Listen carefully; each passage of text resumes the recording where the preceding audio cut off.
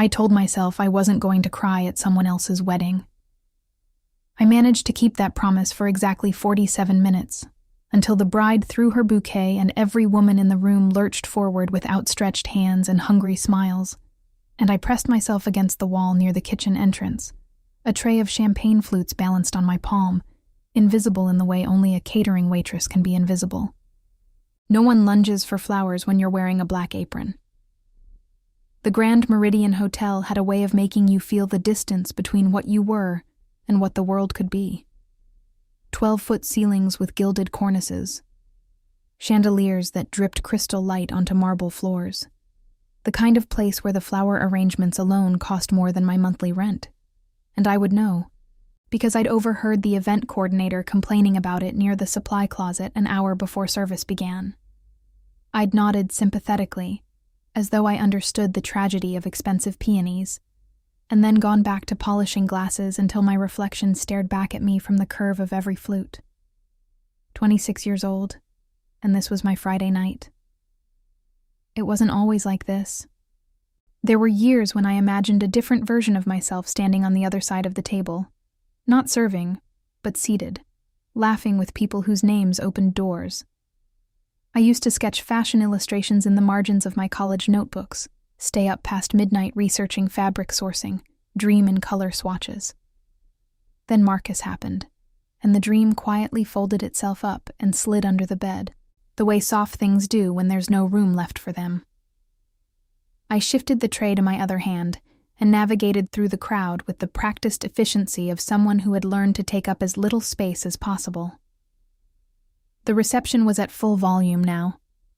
The band had pivoted to something with a brass section, couples pulling each other onto the dance floor, the room swelling with perfume and laughter, and the particular heat of 200 people deciding, collectively, to be happy for the night. Madison. My coworker Dana appeared at my elbow, her dark curls escaping her ponytail. Table 9 is asking for another bottle of the Blanc de Blancs, and Chef wants the canapé trays cleared from the East Corridor. I'll do the corridor, I said, because the East Corridor was quieter, and I needed a moment where no one would notice if my expression slipped. She gave me a look that said she noticed anyway, but she didn't push. Dana was good like that. The East Corridor connected the main ballroom to a private lounge reserved for the wedding party's VIP guests, a separate universe behind a set of frosted glass doors that I passed a dozen times a night without ever seeing inside. My job was to collect the trays left on the console tables outside, stack them on my cart, and disappear. Simple. Clean. Invisible. I was reaching for the last tray when the frosted glass doors swung open. The first thing I registered was cold air. The lounge was climate-controlled to a degree the ballroom wasn't, and it rolled out in a quiet wave. The second was a scent. Cedar and something darker underneath, like expensive leather or aged wood. The third was silence. Not the silence of an empty room, but the specific, weighted silence that gathers around a person who is very accustomed to being listened to.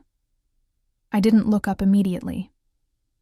I was still balancing a stack of small plates, and looking up felt like the kind of thing that required both hands free. Leave it. 2 words, spoken at a register so low and measured that for a moment I wasn't certain they were directed at me. I looked up.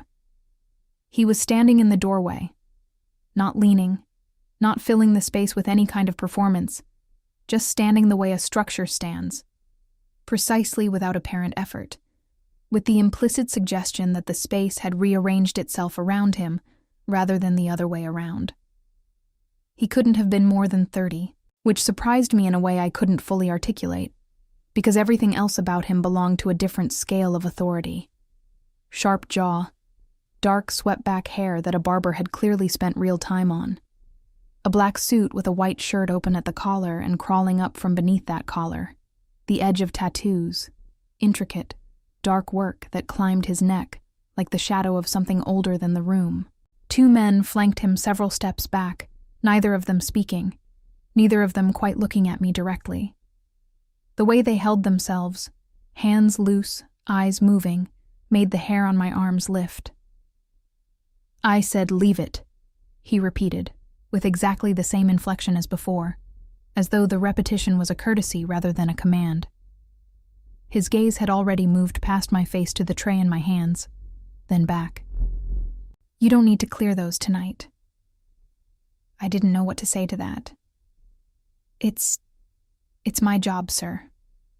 Something moved behind his eyes. Not amusement exactly, closer to recognition. "Then your employer overestimates the urgency of clean plates." He reached into the breast pocket of his jacket and produced a phone, matte black, no visible case, glanced at the screen for a fraction of a second and returned it. That was all. One of the men behind him shifted, almost imperceptibly. I set the tray down on the console table. I don't know why. I had no reason to listen to a stranger in a doorway, had every professional reason not to.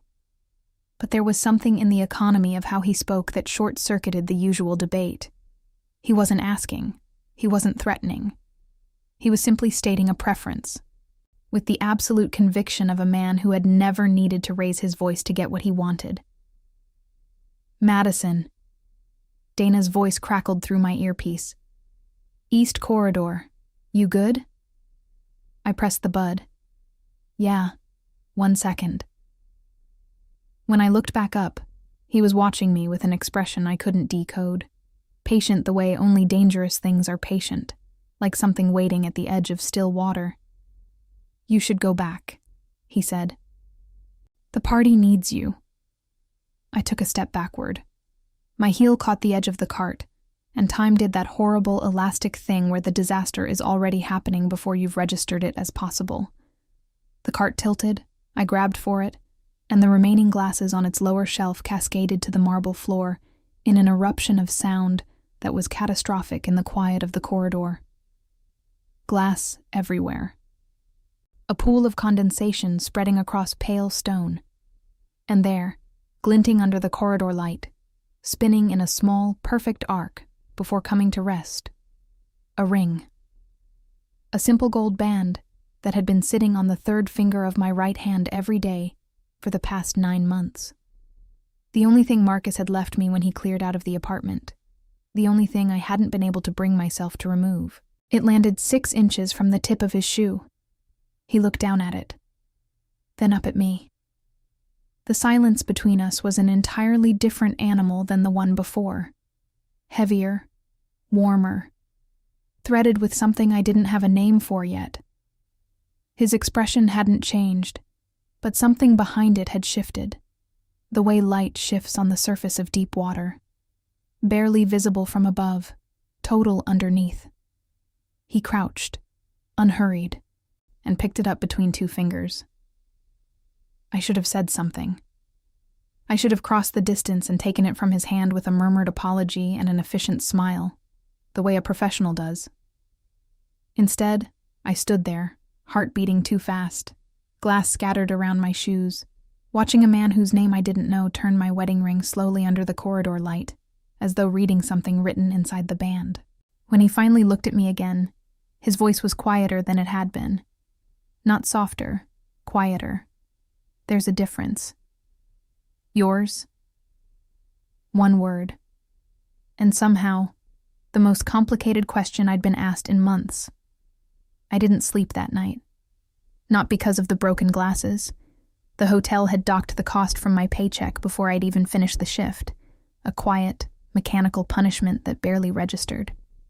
Not because Dana had squeezed my shoulder in the parking lot afterward and asked if I was okay with the particular gentleness that meant she already knew the answer.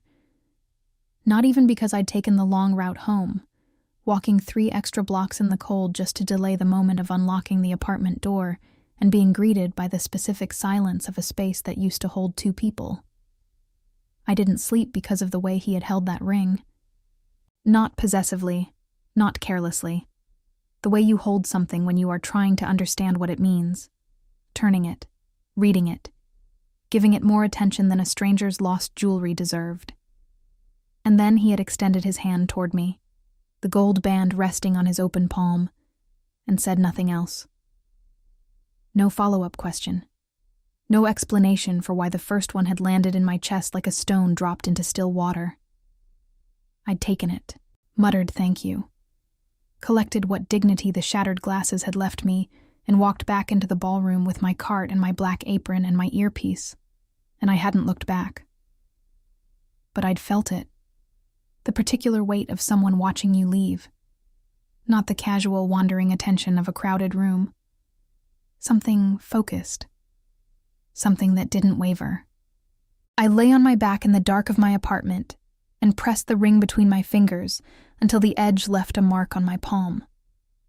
9 months since Marcus had packed 2 suitcases and explained, with the devastating reasonableness of someone who had rehearsed the conversation, that he needed space to figure out what he actually wanted from life. He'd left the ring on the kitchen counter. I'd found it next to a coffee cup he hadn't washed, and for weeks afterward, every time I reached for something in the kitchen, some part of me expected to find him still standing there, leaning against the counter, filling the room the way he used to. He hadn't come back. He'd found what he wanted from life approximately 6 weeks later, with a woman he'd met at a conference. I'd found out through a mutual friend who delivered the information with the apologetic precision of someone detonating a controlled explosion. I'd put the ring on my right hand the next morning, not to pretend, not to hold on. Just because removing it entirely felt like admitting something I wasn't ready to say out loud yet. I finally slept around 3. I dreamed of marble floors and the scent of cedar. The catering company had 3 events the following weekend: a corporate luncheon on Saturday, a charity gala on Sunday. I worked both. The luncheon was unremarkable. A hotel conference room, a keynote speaker who droned through lunch about quarterly projections, portioned chicken and cream sauce. I moved through it efficiently, professionally, as a woman who had learned to be exactly what each room required her to be: present, unobtrusive, pleasant. The gala was different. It was held at Ashford House, a private event space in the north end of the city that operated on reservations and referrals only. The kind of venue that didn't maintain a public website because the people who needed to find it already knew where it was. The event was a fundraiser for a children's hospital foundation, which meant the guest list was a precise cross-section of the city's money and its conscience. And it meant the catering brief was immaculate. 12-course tasting menu, paired wines, service choreographed down to the angle at which bread plates were presented. I'd worked Ashford House twice before. Both times I'd spent the evening acutely aware of the gap between what I was carrying and what I would never touch.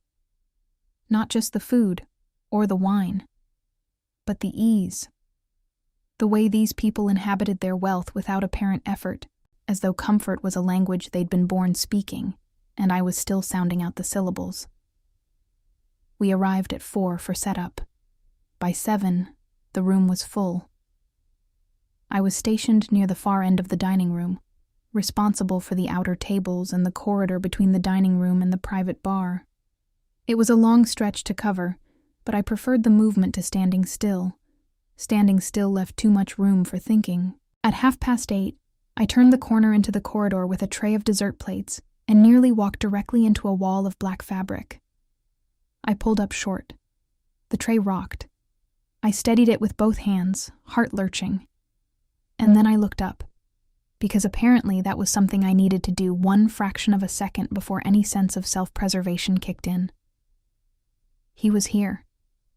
Different venue, different night, same cedar and shadow scent that reached me before I'd fully processed his face. He was dressed almost identically. Black suit, white shirt open at the collar, the tattoos rising from beneath the fabric like a story told in ink. 2 men behind him again. Different ones this time, but occupying space with the same trained stillness as the pair from the Meridian. He was speaking to someone beside him, low and brief, and his eyes were on that person. But the moment I appeared in the corridor, his attention shifted. Not obviously. He didn't turn his head, but the quality of his focus changed the way a room changes when someone opens a window. "Steady," he said, and for a disoriented second I thought he was speaking to me, but it was directed at the man beside him, who'd stepped slightly forward, and the word had a meaning in that direction I couldn't parse. I straightened, got my tray level. "Excuse me," I said, professional and even, the way I'd trained myself to be. "I need to get through."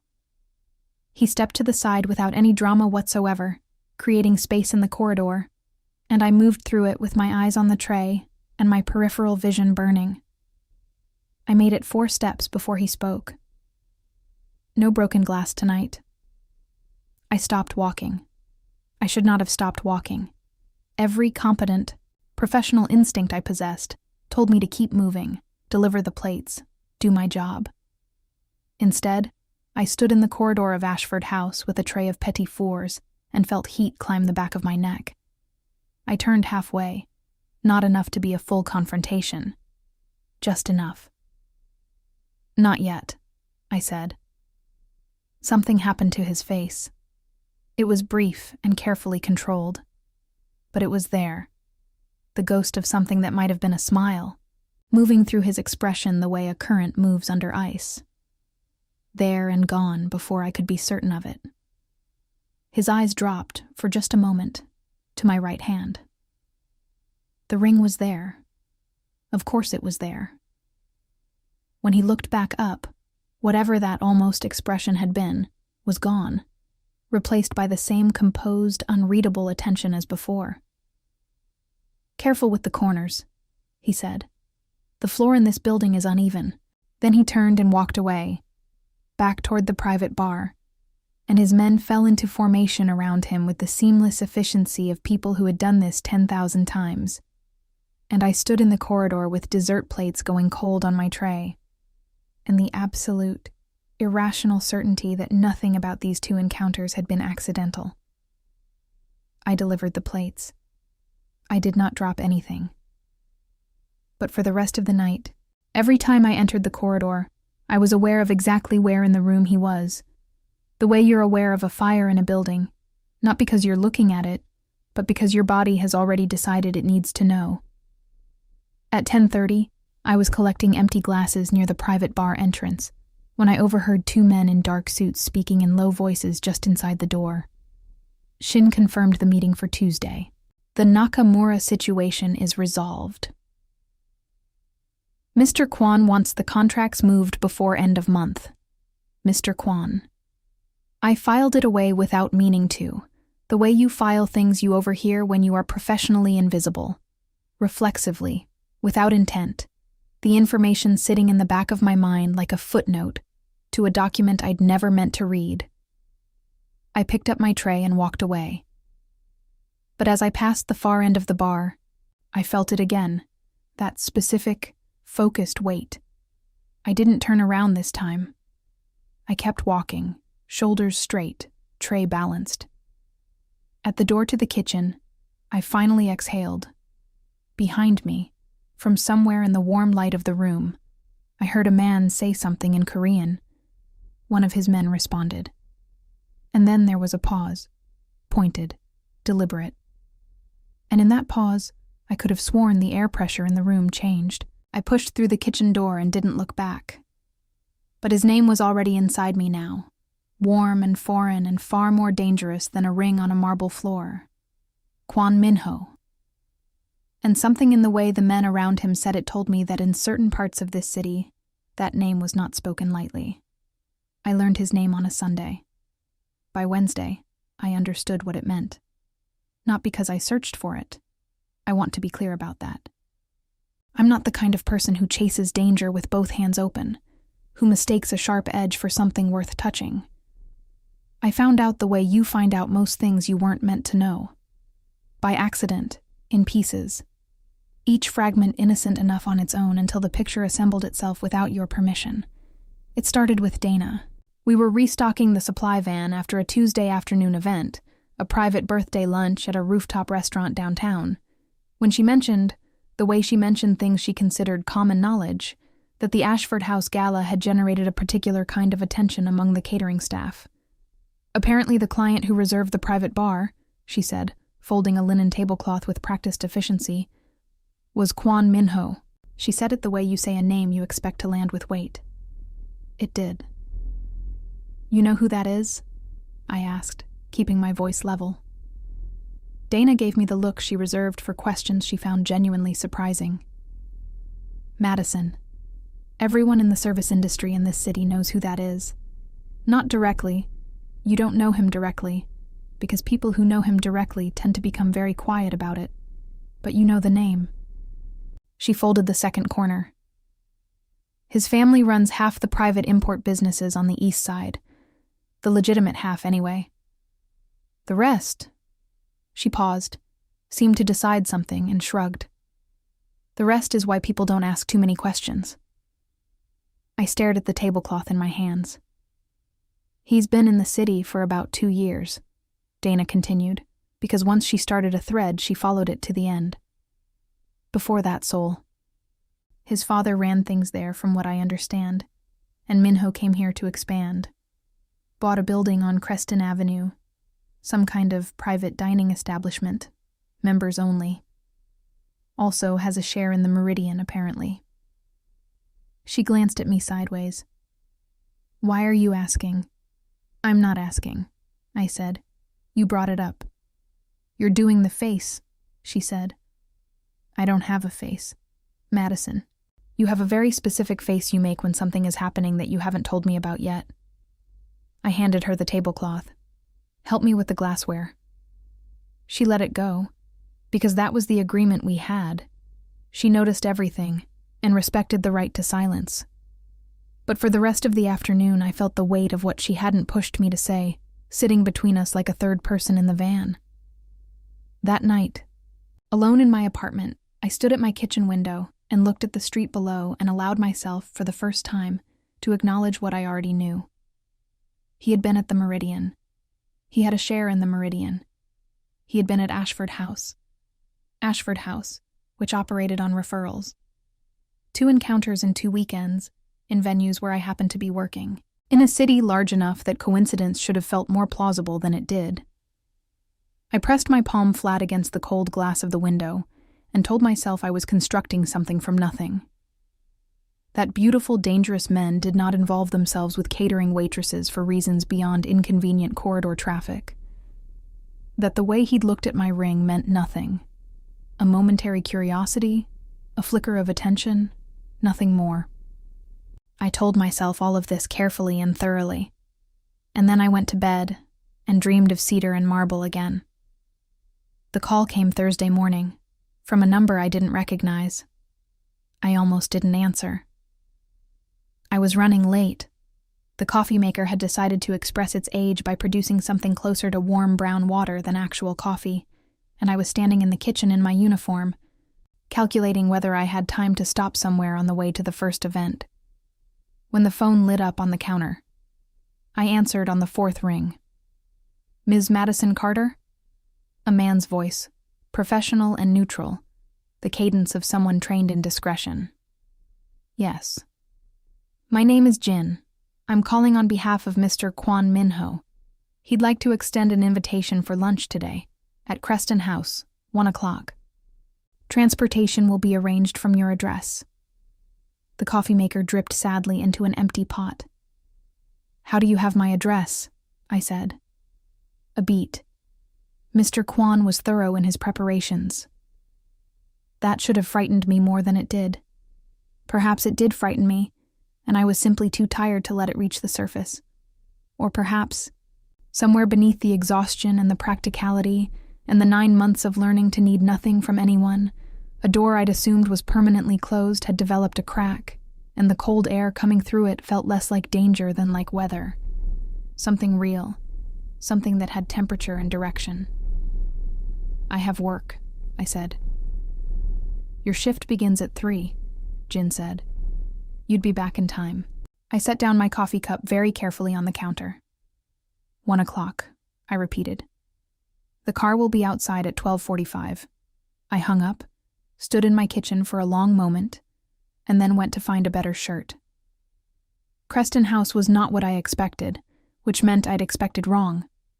I'd imagined something performatively opulent, the kind of place that announced its own exclusivity, the way insecure people announce their credentials. Instead, it was a narrow limestone building on a quiet block, unmarked except for a small brass plaque beside the door. No sign, no menu in the window. A single camera above the entrance, almost invisible against the stone. The car that had collected me was black, long, and immaculate, driven by a man who introduced himself only as Ray and spoke exactly once during the 12-minute drive, to tell me that Mr. Kwon was already inside. Jin met me at the door. Late 30s, slight build, the kind of face designed to be forgettable in the most deliberately curated way. He led me through a low-lit entrance hall, dark wood paneling, a single arrangement of white flowers on a console table, the faint sound of something instrumental coming from deeper inside, and through a door into a private dining room at the back of the building. It held one table, set for two. Minho was standing at the far end of the room near a curtained window, a phone against his ear, and he was speaking in Korean, clipped, quiet, with the measured tempo of someone issuing instructions rather than having a conversation. When I entered, his eyes found me with the immediacy of someone who always knew exactly where the door was, and he held up one finger, a request for patience rather than a dismissal, and finished the call in 30 seconds flat. He set the phone face down on the windowsill. "You came," he said. "You seem surprised." "I'm not surprised." He moved to the table with the unhurried ease of a man who had never needed to rush toward anything in his life. "I'm pleased. There's a difference." He gestured toward the chair across from him. "Sit, please, please." As though the word were a formality he'd learned to include without particularly requiring it. I sat. He sat. The room felt smaller with both of us inside it. For a moment he simply looked at me across the table, not the way men sometimes look at women, cataloging and assessing, but the way someone looks at a problem they find genuinely interesting, something to be understood rather than solved. "You know who I am," he said. It wasn't a question. "I know your name. And what it means in this city." I held his gaze. Some version of it. Something shifted in his jaw, not quite tension, more like the recognition of an honest answer. He reached for the water glass and his shirt cuff pulled back slightly, revealing the lower edge of a tattoo that ran along his inner forearm. Geometric and dark. Precise. I looked away. "I want to know about the ring," he said. The directness of it landed like a flat stone on water. No warning, no ripple before impact.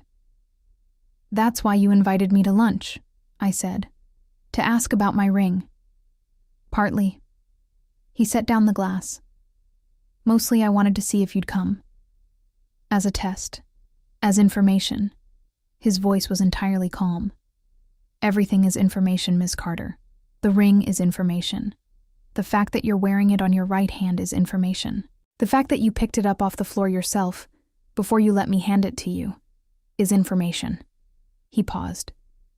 "You're not married." "No." "But you were." "Almost," I said. And because sitting across from someone who spoke like all his words were load-bearing, somehow made evasion feel more exhausting than honesty. We were engaged. He left. I kept the ring, because I hadn't figured out yet what putting it away meant. Minho was quiet for a moment. Outside, somewhere distant, traffic moved through the city with its ordinary indifference. "I was married once," he said finally.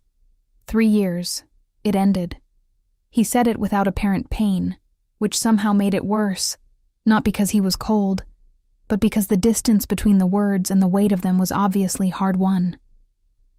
I told myself afterward that it was simple, that I could always marry again, build something new, start the architecture over.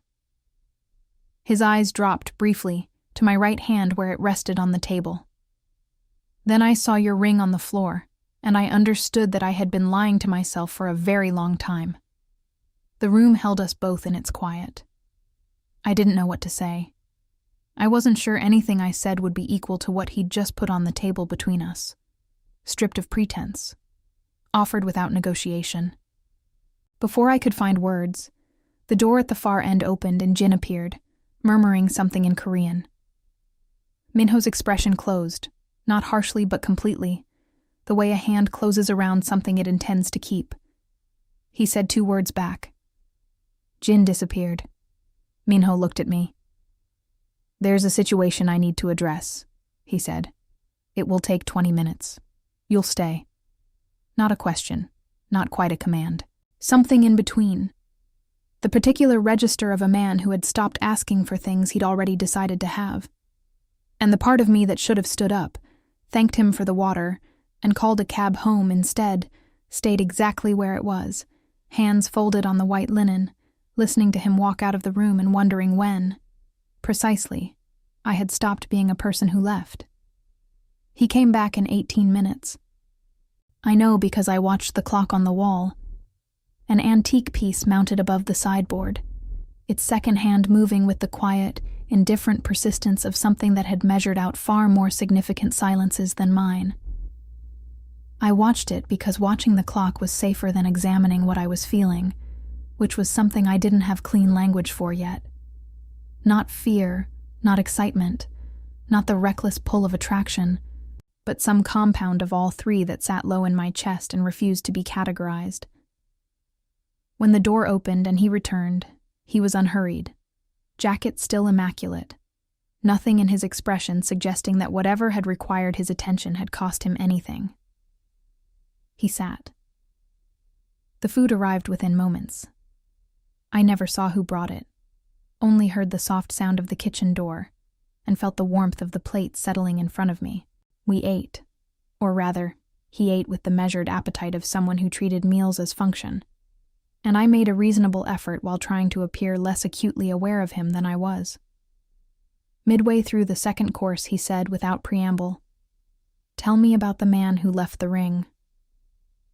"You're direct," I said. "It saves time." I set down my fork. His name was Marcus.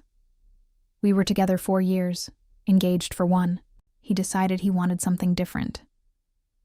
I kept my voice even. There's not much more to it than that. There's always more to it than that. Maybe, but that's the version I've made peace with. He looked at me steadily. "Have you?" I picked my fork back up. "Working on it." That almost expression crossed his face again, the ghost of something warmer than his default setting, there and retreating before I could hold it still. He lifted his wine glass, considered it, set it back down without drinking. "He didn't deserve the ring," Minho said. It was stated as fact, no more emotionally inflected than a weather observation, which somehow made it more devastating than sympathy would have been. I didn't answer that. I wasn't sure I was supposed to. Lunch ended without resolution. Or rather, it ended the way the beginning of something ends, with threads deliberately left hanging, with the sense that the conversation had been an opening rather than a conclusion. He walked me to the car himself, which surprised me, and stood on the quiet Creston Avenue pavement, while Ray held the door and said, "I'll be in touch, Miss Carter." "Madison," I said, because Ms. Carter sounded like someone who worked for him, and I wasn't ready to be that. He considered this with the seriousness he seemed to give everything. "Madison," he repeated, and the way he said it, unhurried, precise, as though he was deciding what the word weighed, made my name feel new in a way I hadn't expected. I got in the car. I didn't watch him from the window as we pulled away, which was the most discipline I had exercised in recent memory. That evening, I worked a corporate dinner in the financial district and moved through the room on autopilot, my hands performing their practiced efficiency, while my mind stayed back in a limestone building on a quiet block, turning over the things he'd said with the careful attention you give to objects that might be fragile. I could always marry again. That's what he'd said. And then, I had been lying to myself for a very long time. He was in touch 3 days later, not a phone call this time. A message, from the same unknown number, brief enough that I read it twice to confirm I hadn't missed anything. Sunday. There's a garden behind the Creston building. 10 o'clock. M. I stood in my apartment hallway in my coat, keys in hand, about to leave for a morning shift, and read it a third time. No question mark. No, if you'd like or if you're free. Just the information, delivered with the same quiet assurance as everything else about him. The implicit understanding that the invitation was sufficient, and the response was a formality. I should have minded that. I was a grown woman with functional self-determination, and a reasonable allergy to being managed. I had spent 9 months reconstructing a version of myself that didn't require anyone else's architecture to stand upright. I typed back, "I'll be there." Sent it before I could revise it into something more guarded. The garden was walled, unexpected, tucked behind the building like a private secret the street didn't know about. Stone paths between raised beds of late-season herbs, a wrought iron bench along the far wall. The city sounds muffled to a low murmur by the old brick. He was already there when Jin led me through the back door, standing near the bench, no jacket this time, just the white shirt and dark vest from the suit, and the tattoos more visible at this distance, covering his hands as well. A complete geography of ink that I found myself wanting to read. One of his men stood near the garden door, hands folded, positioned with the practiced invisibility of someone whose job was to make the space feel private without ever actually leaving it.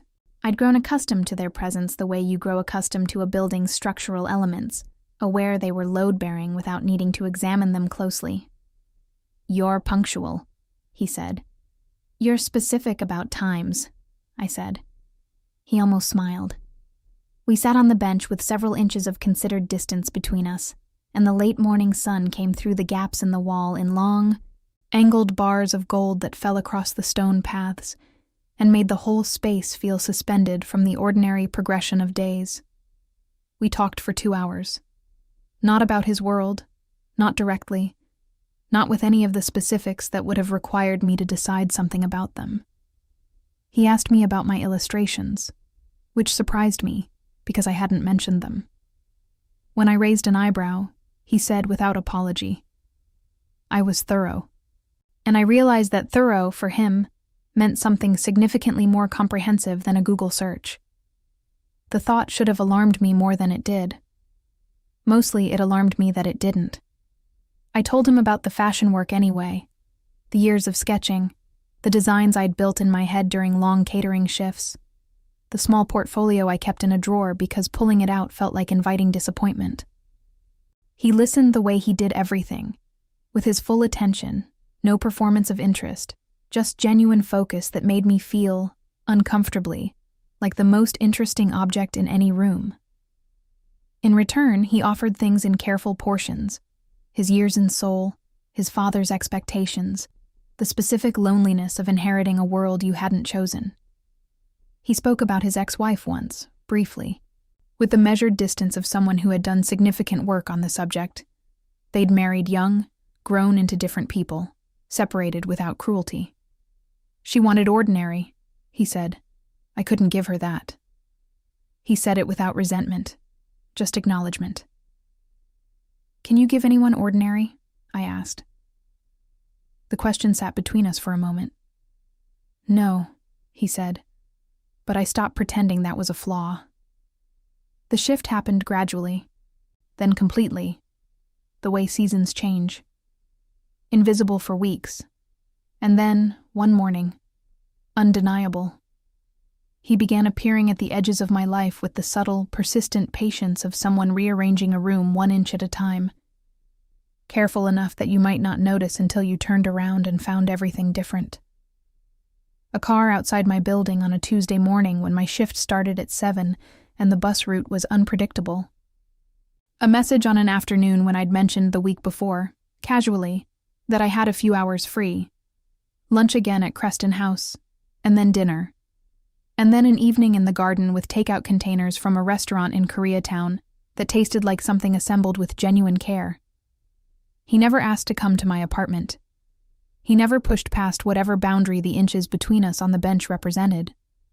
But the space around me began to feel, quietly and without my full consent, like somewhere he had decided to be.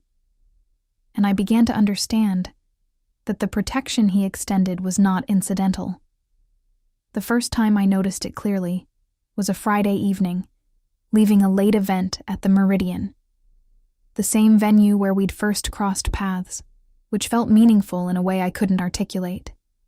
It was past 11, and I was walking to my car in the hotel's lower parking structure, and I had the distinct, prickling sensation of being watched that every woman learns to read like a second language.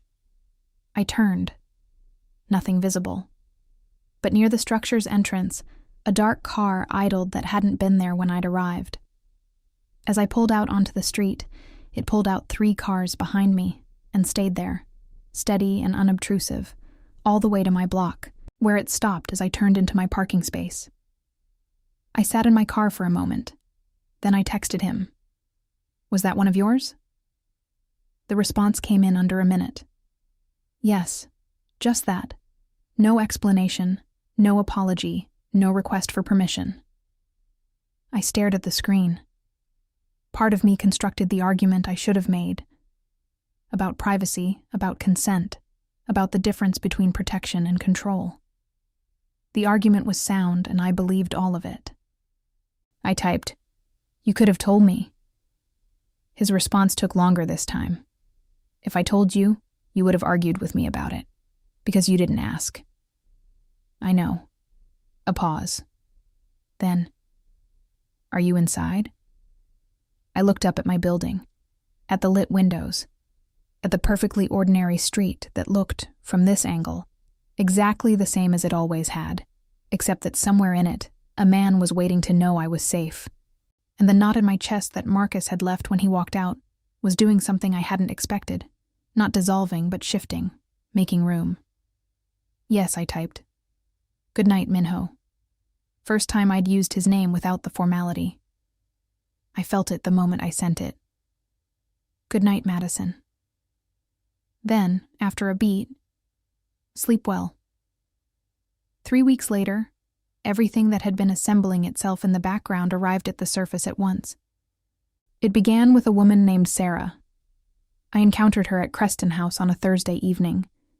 Minho had asked me to meet him for dinner, and I arrived to find Jin at the entrance with an expression that communicated, through the specific economy of a professionally discreet face, that something had changed in the plan. He led me not to the private dining room, but to a small sitting room off the entrance hall, furnished with 2 chairs and a console table bearing a water carafe. Sarah was already in the room. She was Korean, perhaps 35, dressed with the severe elegance of someone who had learned to make her appearance a statement. Dark hair pulled back, a single pearl at each ear. She looked at me when I entered with an assessment so thorough and immediate that I felt it like a physical thing. "You must be Madison," she said. Her English was flawless and unhurried. "I've heard about you." I sat in the other chair because there was nothing else to do. "I'm sorry. Who are you?" "An old complication," she said, and smiled with only her mouth. "Minho and I were engaged 3 years ago, before things between our families became difficult." She folded her hands in her lap. "I thought you should know before he tells you his version." The water carafe sat between us, impassive and unhelpful. "Why are you telling me?" I said. Her smile didn't move. "Because I'm going to be in this city for 6 weeks, Madison, and because Minho has never looked at anyone the way Jin tells me he looks at you." She tilted her head very slightly. "That makes you relevant to a situation I've not finished navigating." The door opened. Minho stood in the frame. He took in the room. Me, Sarah, the arrangement of it, in approximately 1 second, and what crossed his face in that second was the first time I had seen him come close to losing composure. It lasted a fraction of a moment before the control returned, absolute and seamless. But I had seen it. And in it, for the first time, I understood that whatever I had come to mean to him was real enough to frighten him.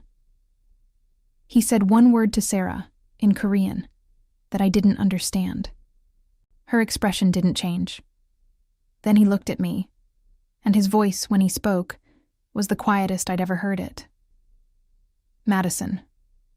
Just my name, but the weight he put into it, the thing beneath it, the thing he wasn't yet saying, pressed against my sternum like a hand on a door.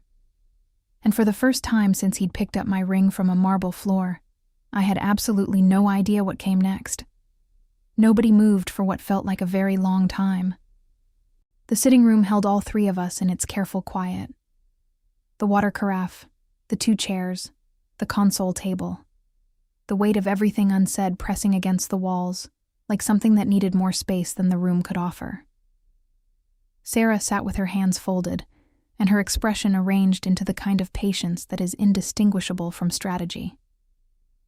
Minho stood in the doorway with his hand still on the frame, and his eyes were on me with an intensity that made the rest of the room feel peripheral.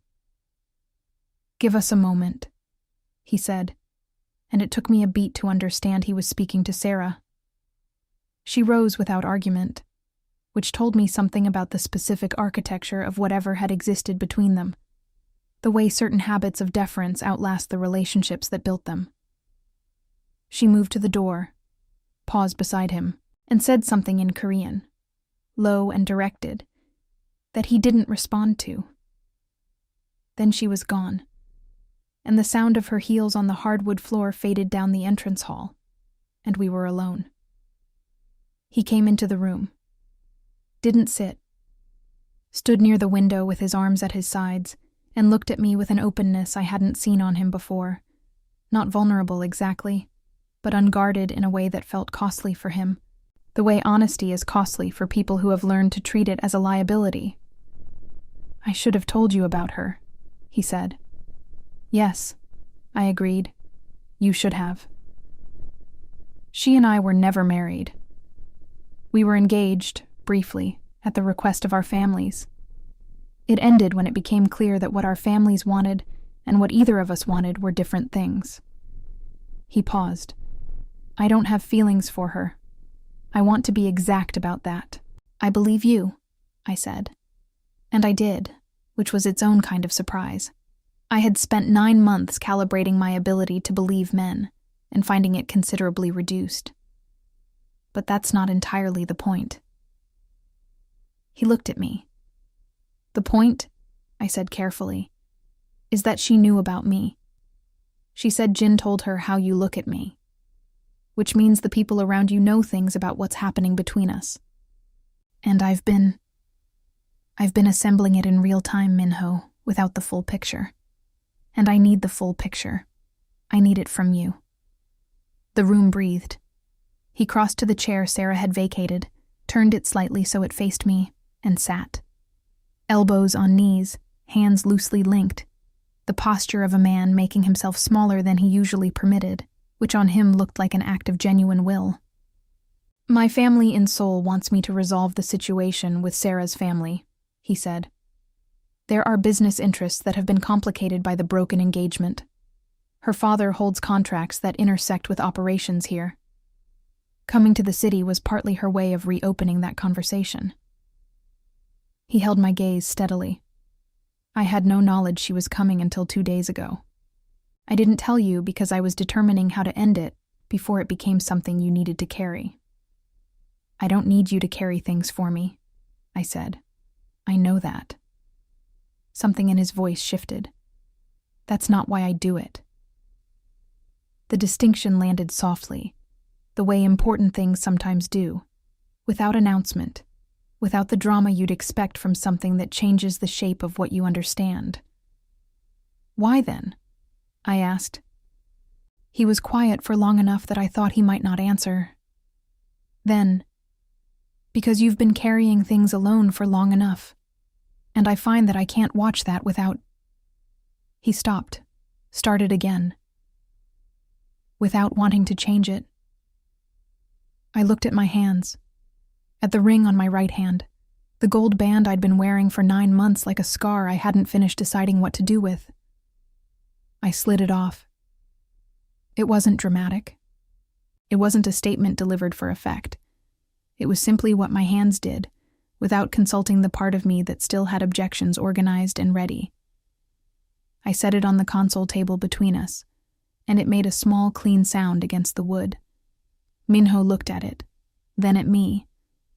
His expression was the most unguarded I had ever seen it. Not soft, because soft wasn't a register he operated in naturally, but open. Exposed in the way that only people who almost never allow it can be exposed. "That's not something you should do for me," he said quietly. "It's not for you," I said. "It's for me.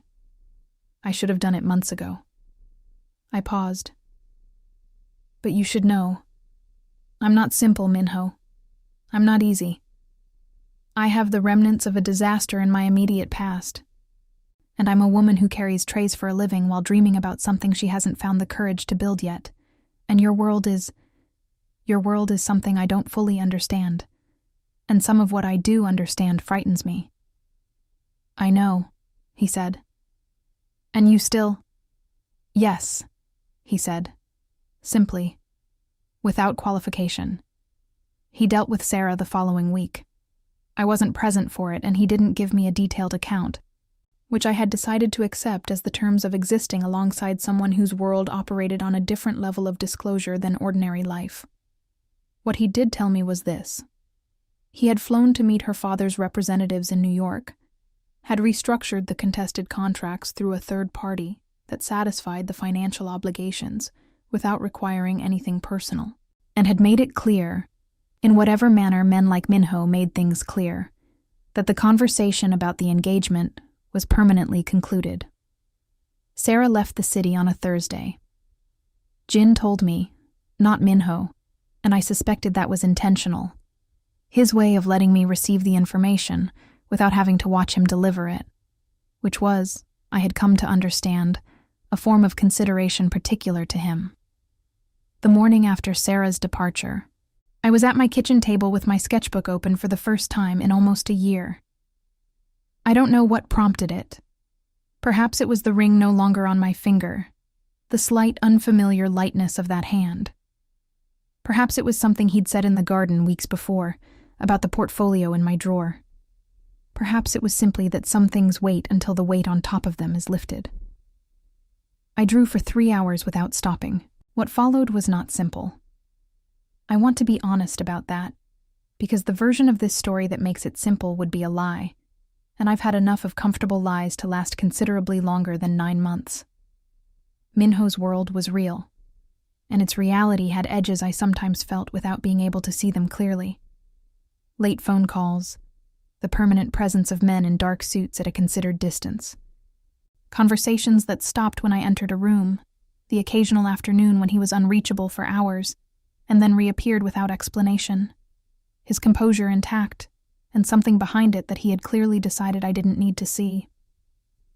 I learned to read the difference between what he was protecting me from and what he was hiding from me, and to say clearly when I couldn't tell which was which. Those conversations were not easy. He was not naturally given to being questioned. I was not naturally given to letting things pass. We argued twice in the first month. Once about the car outside my building that I hadn't known was there, again, and once about a decision he'd made involving my lease, which I discovered had been quietly renewed at a rate significantly below market without my knowledge or consent. That second conversation was extended and specific, and by the end of it, his jaw was set, and I was standing in his kitchen at Creston House with my arms crossed and my voice level, and he was looking at me with the expression of a man who was experiencing something new and finding it unexpectedly bearable. "You're not going to simply accept things," he said. It wasn't an accusation.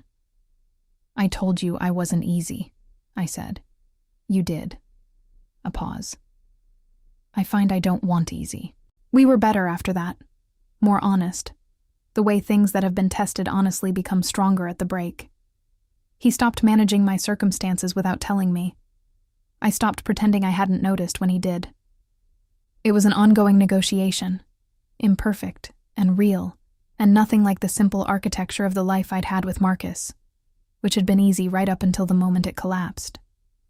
6 months after a gold ring spun across a marble floor and landed at the foot of a man I hadn't yet learned to be afraid of, I stood in a studio space on the 4th floor of a building near the Arts District and looked at my name, stenciled on the door in clean, black letters.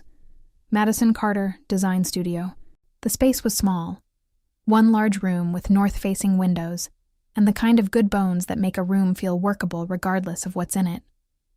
3 months before, I'd shown Minho the portfolio from the drawer. He'd looked at every page with the thorough attention he gave everything, and when he'd finished, he'd set it down on the table between us and said, "What do you need to start?" I'd told him, "Materials, equipment, a space, time. The space I can help with," he'd said. "The rest is yours." He hadn't funded it, which he'd offered to do, and I'd declined. That particular boundary mattered to me, mattered to the version of myself I was trying to build, and he had understood that with a speed that suggested he'd been expecting it. What he had done was connected me with the building's owner, a man who owed Minho a favor of indeterminate vintage, and negotiated a lease that was fair and clean and entirely mine to sign. Dana came to the opening, the first person through the door, with flowers from the market down the street and the look of someone who had seen this coming longer than I had. She walked through the space touching things lightly, the cutting table, the bolts of fabric stacked along one wall, the sketches pinned above the drafting board. And then she turned and said, "There you are. The way you say it when someone has finally found their way back from somewhere they'd been lost." Minho arrived last. He came alone, which was unusual enough that it registered. No Jin, no men at careful distances, just him in a dark coat with his hands in his pockets, standing in the doorway of the studio, the way he'd stood in the doorway of the private lounge at the Meridian the first night I'd seen him, precisely, without effort, filling the space without demanding it. He looked at the room, at the drawings on the wall, the fabric, the name on the door. He looked at me. "You built it," he said. "We both know I built it," I said. "You held a door open." That's all I wanted to do. I crossed the room to where he was standing, and when I reached him, he brought one hand out of his pocket and held it open between us. Not reaching, not demanding, just offering, the way he had offered things from the beginning, with the patience of someone who had learned that the things worth having were worth waiting for. I put my hand in his. He closed his fingers around it, carefully, the way you close your hand around something you have no intention of losing, and I felt the warmth of it move all the way up my arm, settle in my chest, fill the space where a gold ring used to be. Outside, the city moved through its ordinary afternoon. Inside the studio, the north-facing light came through the windows in long, even bars, falling across the drafting board and the stacked fabric and the sketches on the wall. All the evidence of a life being rebuilt from the inside out, piece by deliberate piece. I had come into his world afraid of what it would cost me. What I hadn't known, couldn't have known, standing in a corridor with a tray of broken glasses and a ring spinning on marble, was that the most dangerous thing Kwon Minho would ever take from me was the habit of believing I had to carry everything alone. And I found, holding his hand in the afternoon light of something I had finally built for myself, that I didn't miss that habit at all.